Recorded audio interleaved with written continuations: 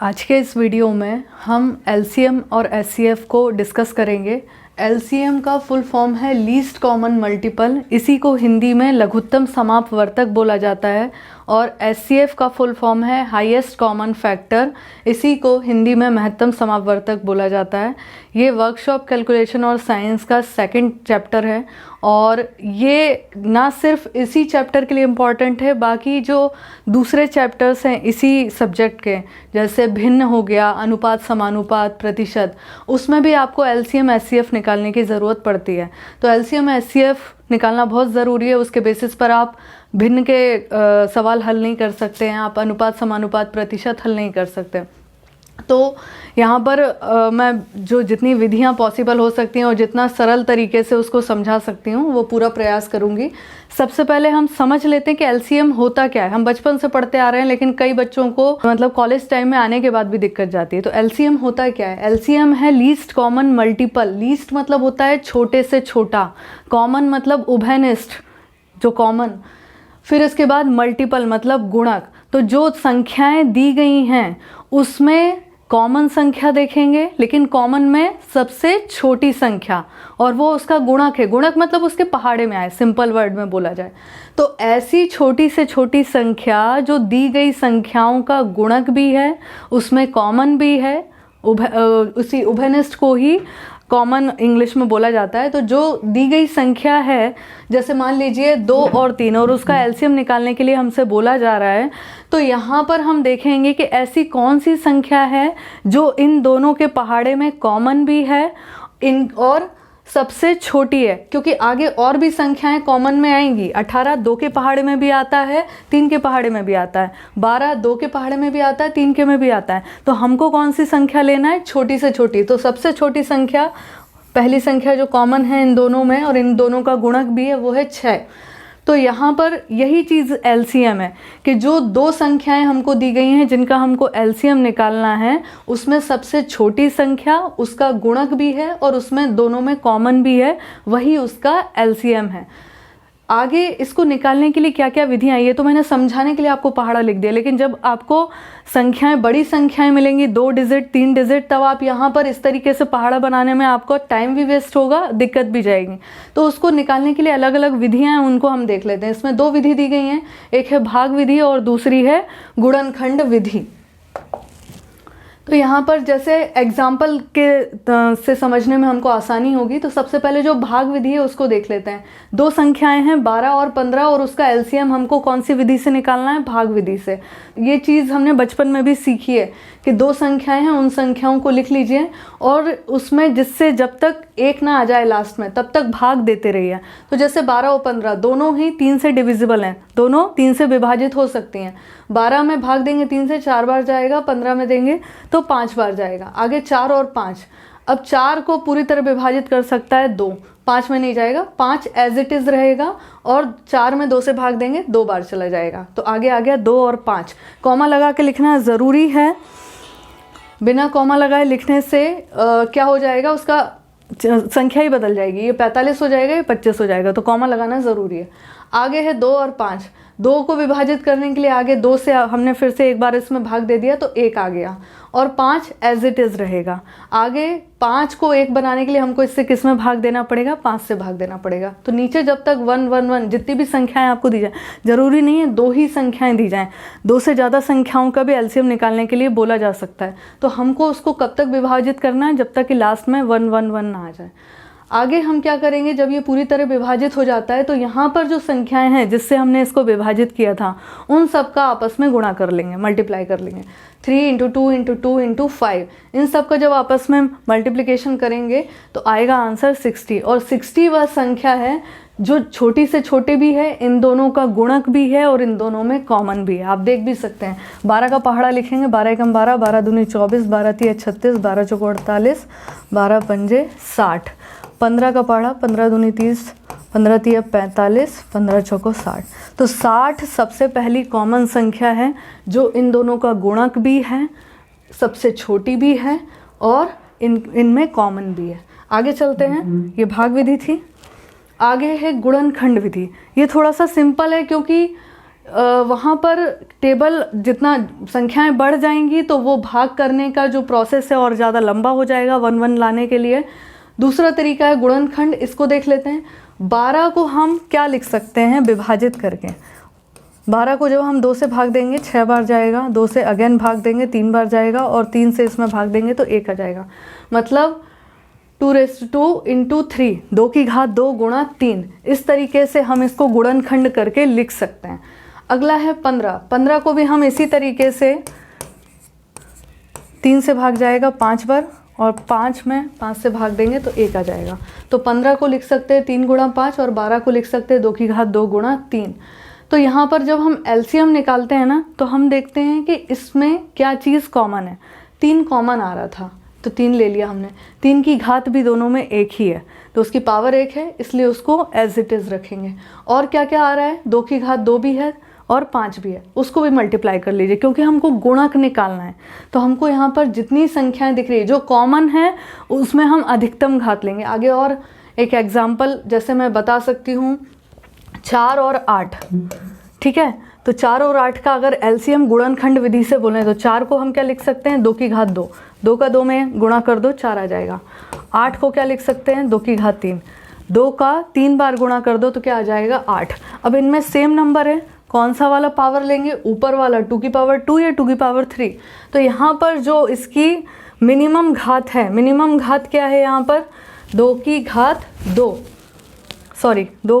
3, जो कि 4 के पहाड़े में देखें, 4 एकम 4, 4 दूनी 8, 8 एकम 8, 8 दूनी 16। तो हम जब एलसीएम निकालते हैं तो जो कॉमन संख्या है उसकी अधिकतम घात ली जाती है। तो यहाँ पर 2⁻² है, 2⁻3 है, तो हमको कौन सी पावर लेनी होगी, जो मैक्सिमम पावर है वो लेनी होगी। तो मैक्सिमम पावर है 3 जो है बड़ा है 2 से, तो हमारा आंसर होगा 2⁻3। और वैसे भी देखें तो 4 के बाद 8 आएगा, और 8 के पहाड़े में 8 के बाद 16 आएगा। तो 8 वह संख्या है जो कॉमन है दोनों में, और दोनों का गुणक भी है और सबसे छोटी भी है। तो उम्मीद करती हूँ ये समझ में आ रहा होगा आपको। आगे है हाईएस्ट कॉमन फैक्टर। अभी हमने एलसीएम देखा था, अब हम एचसीएफ देखेंगे। एचसीएफ मतलब महत्तम समापवर्तक, हाईएस्ट कॉमन फैक्टर। हाईएस्ट मतलब बड़े से बड़ा, कॉमन उभयनिष्ठ, और फैक्टर मतलब विभाजित करे। अभी हम गुणक देख रहे थे, ठीक है। अब हम क्या देखेंगे कि जो दी गई संख्याएं हैं जिनका हमको एचसीएफ निकालने के लिए पूछा जा रहा है, उनको ऐसी कौन सी बड़ी से बड़ी संख्या है जो पूरी तरह से विभाजित कर सकती है। तो जैसे एग्जाम्पल दिया हुआ है, 2 और 3 का एचसीएफ ज्ञात करना है। 2 को आप फैक्टर करेंगे तो 2 की घात 2 1, और उस एक ऐसी संख्या जो सबके साथ गुणा में लिख दो तो संख्या नहीं बदलती है। तो इसको हमने 1 लिख लिया। क्यों लिखा है अभी आगे समझ में आएगा। 3 को भी ऐसे ही लिख लेंगे, 3 की घात 1 गुणा 1। अब यहाँ पर 2 और 3 में ऐसी कोई संख्या है क्या जो 2 को भी विभाजित कर दे और 3 को भी पूरी तरह विभाजित कर दे। तो इसमें जो है 1 के अलावा ऐसी कोई संख्या नहीं है जो 2 और 3 को पूरी तरह विभाजित कर पाए, भाग चला जाए। तो इसका जो एचसीएफ महत्तम समापवर्तक होगा वो 1 होगा। इसी तरीके से जो भी कॉमन संख्याएं नहीं है, मतलब जिनमें पहाड़े में नहीं आते एक दूसरे के, उसका आंसर 1 ही होता है। क्योंकि एचसीएफ में हम सिर्फ ये देखते हैं कि कॉमन कौन सी संख्या आ रही है, और अगर कॉमन है, पावर डिफरेंट है, घात अलग अलग है, तो जो मिनिमम घात है उसको लेकर के हम अब आंसर निकालते हैं। तो यहाँ पर आप देख पा रहे हैं कि 3 और 5 की बात कर लिया जाए, उसका आंसर भी एचसीएफ 1 ही आएगा, क्योंकि 1 वह संख्या है जो सभी संख्याओं को पूरी तरह विभाजित कर सकती है।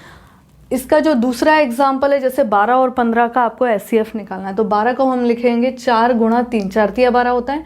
4 को हम लिख सकते हैं 2 की घात 2, 15 को लिख सकते हैं 3 गुणा 5। अब यहाँ पर देखें कॉमन संख्या कौन सी है, 3 ही है, और कोई कॉमन नहीं है। तो हम यहाँ पर देखेंगे एचसीएफ कितना आ गया, 3, क्योंकि 1 से बड़ी संख्या 3 है। 1 भी पूरी तरह विभाजित कर सकता है 12 और 15 को, लेकिन 1 से बड़ा 3 है। तो 3 वह संख्या है जो 12 और 15 को पूरी तरह से विभाजित कर सकती है। आगे चलते हैं। 2 संख्याएं हैं, उनका एलसीएम और एचसीएफ भी पता है हमको। तो दोनों संख्याएं, उनका एलसीएम और एचसीएफ में क्या रिलेशन होगा, क्या संबंध होगा, उसको हम देख लेते हैं। तो जो दो संख्या, इसमें क्या होता है ना कि या तो आपको एक संख्या दी रहेगी, दूसरी पूछी जाएगी और उनका एलसीएम एचसीएफ भी दिया रहेगा, मतलब इस चार में से एक अननोन रहेगा और उसको आपको फाइंड आउट करने के लिए कहा जाएगा। तो यहाँ पर दो संख्याएं मान लीजिए ए और बी, उनका एलसीएम ए है कैपिटल ए और एचसीएफ कितना है बी है, तो उन दोनों संख्याओं का गुणनफल, उन दोनों संख्याओं का प्रोडक्ट बराबर होगा उनके एलसीएम और एचसीएफ के प्रोडक्ट के। तो यहाँ पर दोनों संख्याओं का गुणनफल लिखा हुआ है और यहाँ पर उनके लघुत्तम समापवर्तक और महत्तम समापवर्तक का गुणनफल लिखा होगा।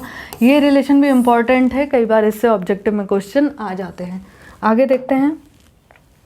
यहाँ पर एक क्वेश्चन मैंने आपको सॉल्व करके दिखाया है। इसका एचसीएफ निकालने के लिए जो है ये प्रॉब्लम है कि 36, 12 और 72 का एचसीएफ क्या होगा।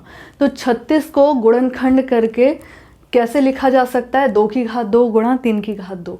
कैसे निकालेंगे इसको, कैसे आया, जिन लोगों को नहीं आता है तो 36 का गुणनखंड करने के लिए हमने 36 को पहले पूरा भाग कौन सी संख्या से जा सकता है, सबसे पहले सबसे छोटी संख्या उठाते हैं।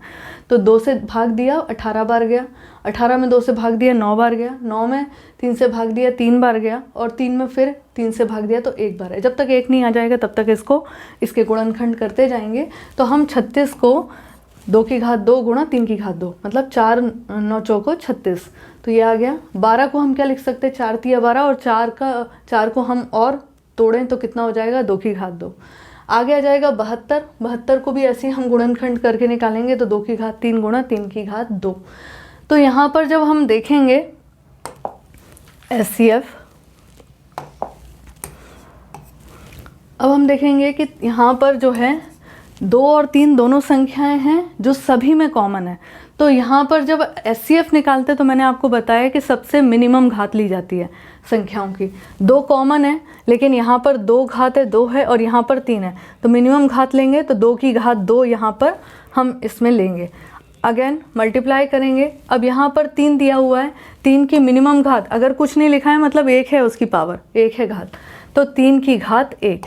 2 क्यों नहीं लेंगे, क्योंकि हम फैक्टर वाला देख रहे हैं कि कौन सी संख्या पूरी तरह से विभाजित कर रही है, इसीलिए मिनिमम घात ली जाती है, न्यूनतम घात ली जाती है।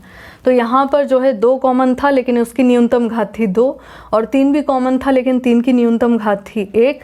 तो हमारा जो इन दोनों का प्रोडक्ट होगा, गुणनफल होगा, वो होगा 4 तिया 12। और देखें तो 12 ऐसी संख्या है जो इन संख्याओं को पूरी तरह विभाजित भी कर रही है। वही 36 में भी 12 से भाग जा सकता है, 12 में भी 12 से भाग जा सकता है और 72 में भी 12 से भाग जा सकता है। मतलब हमारा आंसर करेक्ट है। उसको क्रॉस चेक भी आप कर सकते हैं। जो भी आपका एचसीएफ निकला है एक बार आप उन संख्याओं में भाग दे करके देख लीजिए, अगर पूरा भाग जा रहा है मतलब आपका महत्तम समापवर्तक एचसीएफ सही आया है। आगे अगर इसी का एलसीएम बोल दिया जाता, आप दोनों तरीके से लिख सकते हैं, जो मैंने आपको गुणनखंड विधि बताई थी। आप यहाँ पर देखिए कि 2 कॉमन है सभी में, हाँ ठीक है। अब अधिकतम घात लिखते हैं किसमें, एलसीएम में। यहाँ पर 2 है, यहाँ पर 2 है, यहाँ पर 3 है, तो 2 की घात 3, फिर लगाए गुणा, फिर 3 में भी अधिकतम घात लेंगे। यहाँ पर 1 है, 1 को छोड़ दिया क्योंकि 1 से बड़ा 2 दिख रहा है, दोनों में 2, ठीक है। 2 की घात 3 मतलब 2 का 2 में 3 बार गुणा, 2 का 3 बार गुणा, 2 गुणा 2 गुणा 2, तो ये हो जाएगा 8। और 9, 3 का 2 बार गुणा करेंगे तो आ जाएगा 9 और ये आंसर आ जाएगा 72। तो आप देख सकते हैं 36 के पहाड़े में भी 72 आता है, 12 के पहाड़े में भी 72 आता है और 72 के पहाड़े में भी 72 आता है। मतलब इनका एलसीएम 72 आ रहा है और इसका एचसीएफ 12 आ रहा है। तो इस तरीके से आप किसी भी संख्या का एलसीएम और एचसीएफ बहुत आसानी से निकाल सकते हैं। तो आई होप आपको ये समझ में आया होगा। अगर इससे रिलेटेड कोई भी डाउट है तो आप बिल्कुल कमेंट सेक्शन में पूछ सकते हैं। मेरा पूरा प्रयास रहेगा कि मैं आपको ये चीज़ अच्छे से सिखा पाऊँ। बहुत बहुत धन्यवाद।